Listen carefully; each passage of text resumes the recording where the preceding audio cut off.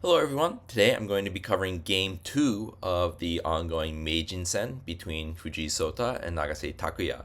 So Fujii won Game 1 in a really astounding endgame. So let's see what happens in Game 2. So this game starts with Fujii as Sente, and Nagase decides to play pawn to 3-4. So already we know we're probably not going to get a normal bishop exchange opening. And the game was proceeding in a way that looked like a potential Yoko Fudori game. But Nagase throws a curveball on move 8 here with bishop to 3-3. Generally, this is not thought to be that good of a move because when the opponent goes ahead and initiates a bishop trade, your gold ends up on 3-3 and is considered bad shape for your castle. Now, this has been played before. In fact, I believe this strategy won the Masuda Award for like best, strategic innovation maybe 2 or 3 years ago. Can't remember exactly who was responsible for really like putting the time into researching this, but it's not very popular right now. So okay, Fujii goes ahead and basically ends up just playing a normal reclining silver game. Was his response to this, and I've seen some ideas of how to play with the gold on 3-3, but most of them involve a rapid attack. And the idea behind wanting a rapid attack with this gold on 3-3 strategy is actually that you would keep the silver back on 3-1 and you're able to save 2 tempi compared to a normal like bishop exchange Hayakurigen type opening. And so your Hayakurigen attack comes 2 moves early. But that was not Nagase's idea in this game. So again, the game proceeds pretty normally. I think Fujii probably has studied this before, but probably not a ton recently. And so I would expect him to play relatively cautiously and not have any, strict special strategies up his sleeve against it. And here Nagase kind of decides to say, hey, just kidding. I'm going to go ahead and make a better shape for my castle now and pulls the gold back. And Fujii, seeing that, goes ahead and takes the opportunity to exchange his rook pawn and then also retreat his rook with a nice tempo here. And so, yeah, the early game kind of was pretty slow. Nothing really happened for quite a while. And yeah, right around here, Nagase starts shuffling pieces already. So it seems like Nagase's main idea here was to force a Senichite at some point, or maybe not force, but say, hey, like I'm completely fine just sitting here in this structure. It's very solid, hard to break through, and I'm gonna make you attack me, right? And so yeah, you can see Fujii now is basically trying to find the best configuration of his side of the board in order to initiate attack, while Nagase is just shuffling pieces back and forth. This weird type of thing does tend to happen in a lot of their games in Bishop Exchange. What can you do? Now, interestingly enough, after Fujii has kind of committed his gold up to 4-7 and he went ahead and retreated the silver, Nagase actually initiates an attack, which I thought was really interesting. I wasn't expecting it. I think the pro commentary wasn't expecting it either, but I'm assuming this is actually part of his prep, is that in this specific configuration I can actually start an attack. So he went from shuffling his rook back and forth, shuffling the king back and forth, saying please just repeat moves with me, to now saying, well, actually I can attack. So you have to give Nagase a lot of credit with the depth of his preparation. So he jumps the knight out, he goes ahead and defends it after the silver attacks it, and now Fujii's going to go ahead and push the center pawn. Nagase is going to go ahead and try and exchange the rook pawn. And here we see just a few more pawn trades, and Nagase goes ahead and initiates an edge attack as well. And Fujii goes ahead and tries to counterattack on the second file. Now here's the first spot actually where I think Nagase had a bit of an opportunity to press a little bit. He decided to just retreat the silver, but he actually could have played a few more moves here on the edge before he retreats the silver. So for example, pawn promotion on knight 7, lance takes, knight takes, and then retreating the silver, right? So this is essentially put in these edge attack moves before Fujii is able to defend them. And obviously they all come with checks, so they have to be responded to, and then he can pull back the silver. What ended up happening in the actual game is that he pulled back the silver, and then Fujii was able to take the next turn to go ahead and defend the edge. So I think if you compare this position to the position where, you know, the knight is up here and these edge pieces are already traded off, it seems pretty clear that the other position is at least slightly better for Nagase. So I'm not 100% sure why he didn't go for this. Again, he might have some specific idea, and just in general, Nagase is more of a defensive player, so it kind of makes sense that maybe he prefers a bit of a slower, more stable game. So interesting move from Nagase here, pawn drop on 2-6. This is a classic tarehu, where he could have tataki'd on 2-7, but if he tatakis on 2-7, Fujii can simply run the rook away, and the pawn promoting to 2-8 is not really a threat. By dropping the pawn on 2-6, now pawn promotion to 2-7 is going to be a very big threat. So for example, if we play a nothing move pass essentially for Fujii, and Nagase is able to promote the pawn, he's going to have to take it, but then he gets this bishop drop forking the rook and the gold. So here, the tarehu is much, much stronger than the tataki, and so Fujii has to take this. And then Nagase goes ahead and drops his bishop. Obviously, this is just attacking the gold. It's also potentially setting up some sort of combo with the rook on the 8th file. So Fujii has to run the gold. Nagase decided to go ahead and take the pawn on 7-6. And here's actually the first moment where the engine really, really favored what Fujii was doing. If he would have played a specific move here, which he didn't actually end up playing. And that move was pawn to 3-5. So obviously there's the obvious idea behind this move, which is pawn take 3-4, attacking the knight. If pawn takes, you can drop the pawn to 3-4. But there's actually also a secondary threat here. You don't even need to drop the pawn right away. You can first take the pawn on 3-5 with the bishop, because this hits the gold, and now it combines with the pawn to attack 5-3. So this is actually quite scary, because you have to respond to this, and the pawn drop is coming. So you can't take it, and instead, Nagase would have needed to counterattack on the 7th file, something like pawn promote, knight takes. And I believe, and I know, pure conjecture, I believe that what Fujii didn't like here is when he takes back with the silver, there's a knight drop on 7-5. And this is quite a nice attack for Nagase.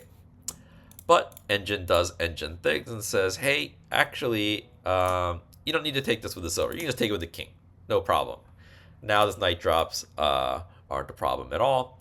And it really favors Fujii's position after king takes. So maybe this is a little bit counterintuitive, and he dismissed it because he didn't really want to take with the king.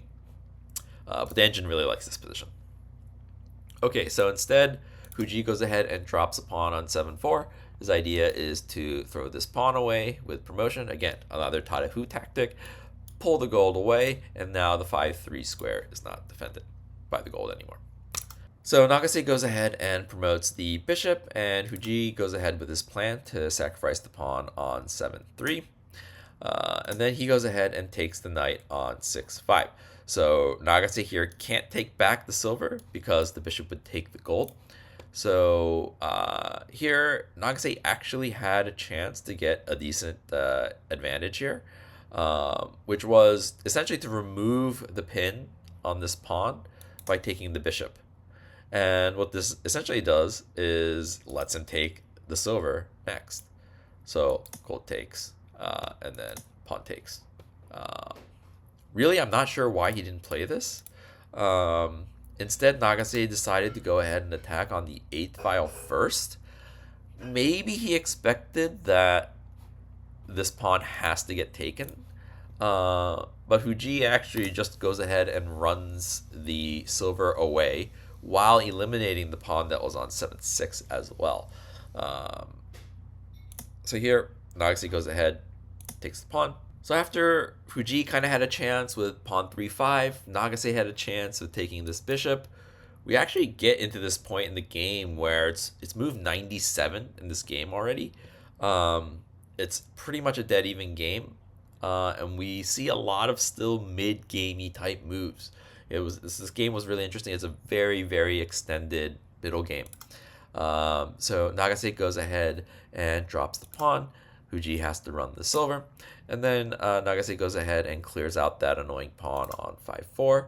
Knight drop attacking the silver. This is also a pretty feel-good knight drop, I would say. Obviously he's going to have to run, but then at some point, if the knight ever comes, it is also going to come with check. So Nagase goes ahead, runs the silver up the board to try and trade it off. And Nagase goes ahead and trades. Fujii trades. Nagase goes ahead and throws this pawn away first, pulling the gold up the board, dropping the pawn again. And interestingly here, Fujii takes.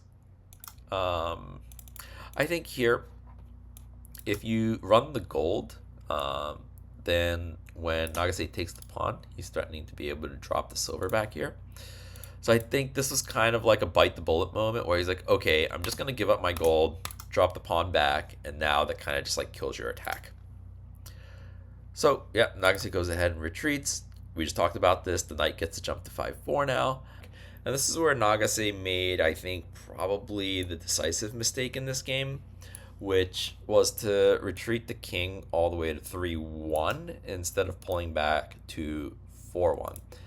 And essentially what happened was his king just got a little bit too close to this attack that's coming on the second file.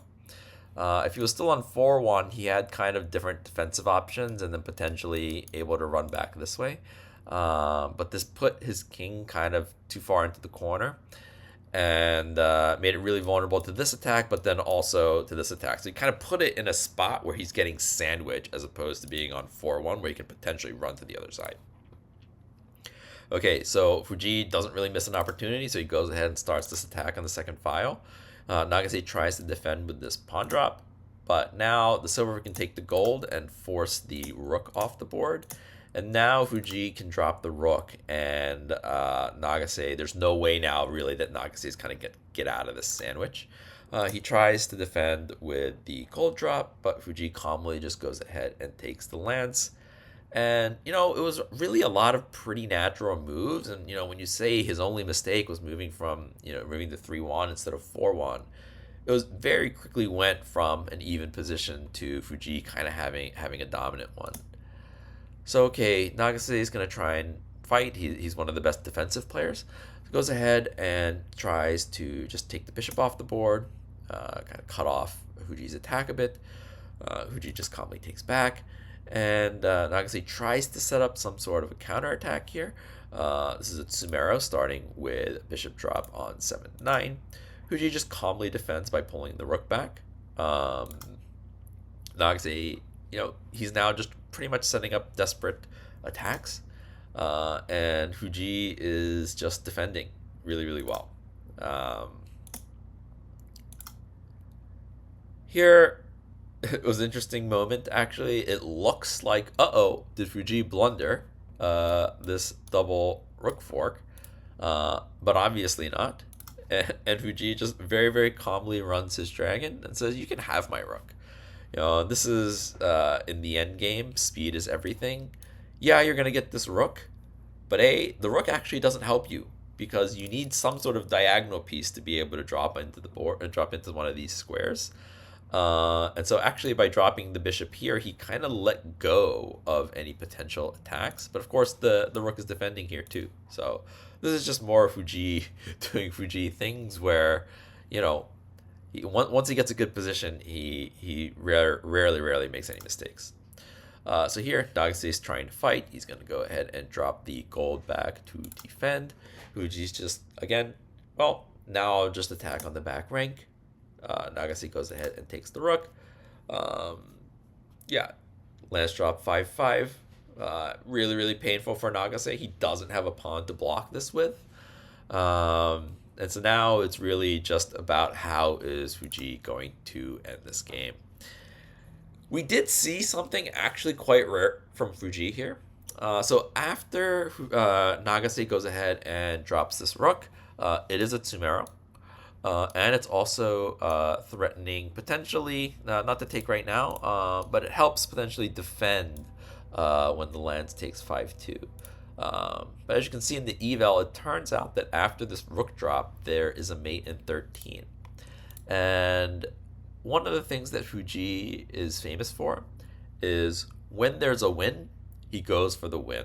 He doesn't really play safe in the way of, well, there might be a mate here, but if I just play this one defensive move, there's no way that I can lose, right? So a lot of pro players will play these more practical moves where they don't have to calculate as much and they can kind of just guarantee a win.